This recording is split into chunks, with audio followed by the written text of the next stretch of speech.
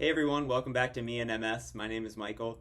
This episode, I want to talk about diet and supplements in relation to MS, and mostly what my story is with those, and what has worked for me, what hasn't, what I'm still trying to do with different things. It's always a work in progress to figure out what works the best for us and how we deal with MS, and what works the best for someone else isn't always necessarily what's going to work for you. With that said, let's start with diet.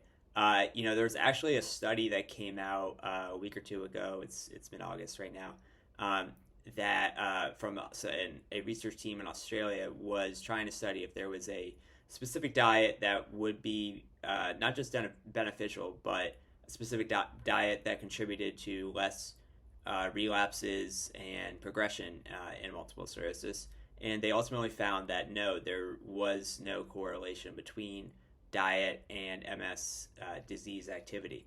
Uh, you know, However, with that said, there is, of course, the uh, general recommendations on how to eat well and healthy, and it kind of goes in line with general recommendations for anyone. It's just even more important for MSers and who have to deal with a heightened amount of inflammatories and a heightened amount of our own disease trying to attack us at every step it can and hold us down.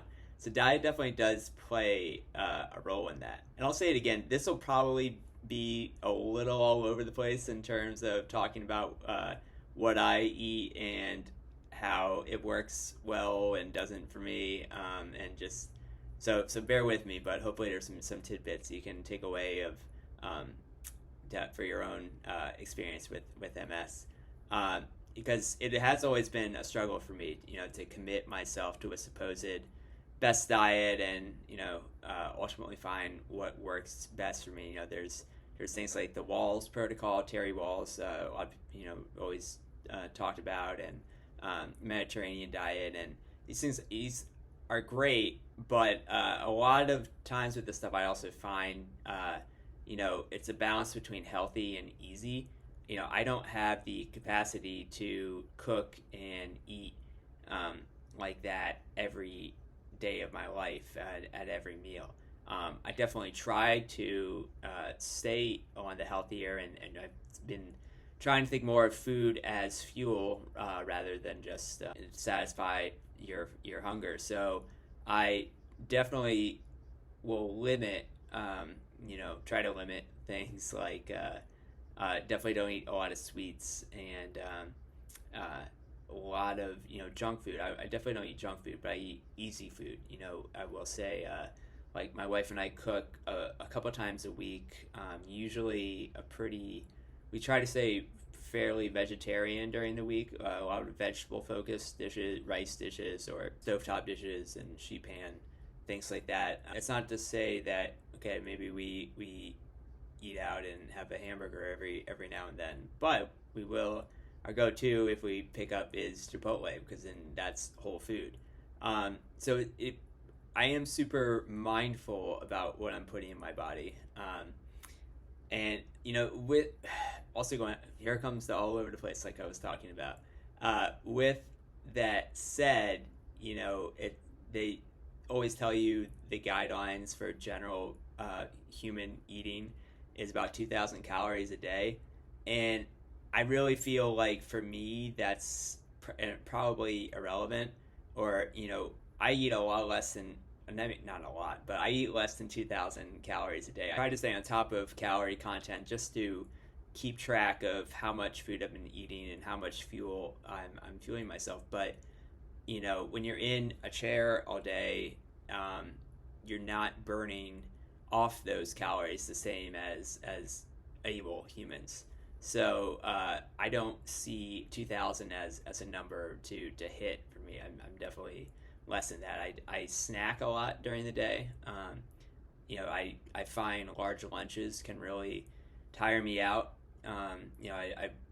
When I was working in the office, there was just a lot of times between a large meal and midday meds that I'd just be dozing at my desk, which is not good. So I I I mostly snack, have some trail mix and some fruit and peanut butter crackers during the middle of the day, um, and really save my large meal for dinner.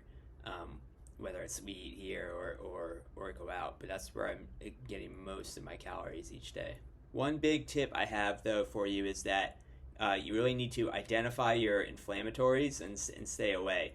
I found that a lot of milk is bad for me. I really moved off of dairy. I don't get lattes with milk in them. I usually get a plant milk, almond or oat or soy in my coffee.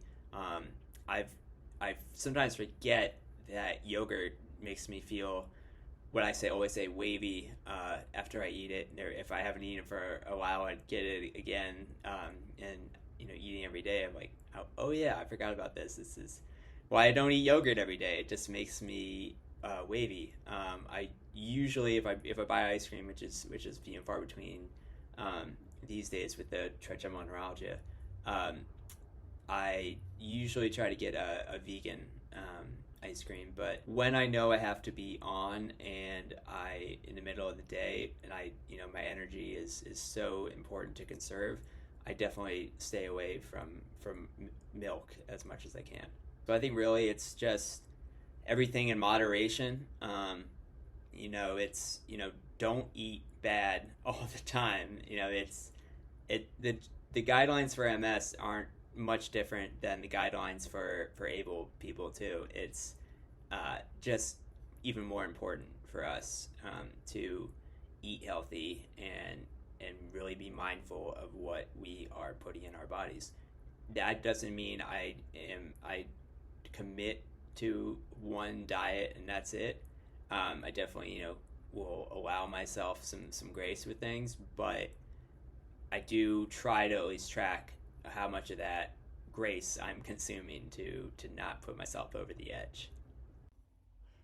Okay, so I know I said diet and supplements in that video, but when I was editing, I realized that I definitely had enough content for two videos. I didn't want to get everything bogged down into one 15-minute video, so supplements will be coming next week.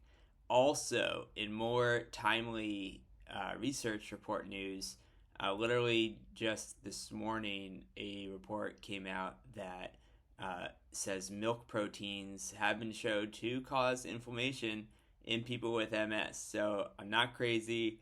I knew something was up with milk and how I dealt with it. I'm going to link that study and the other studies I reference in the bio down below. So definitely check them out. And we'll catch you on the next one. Thanks.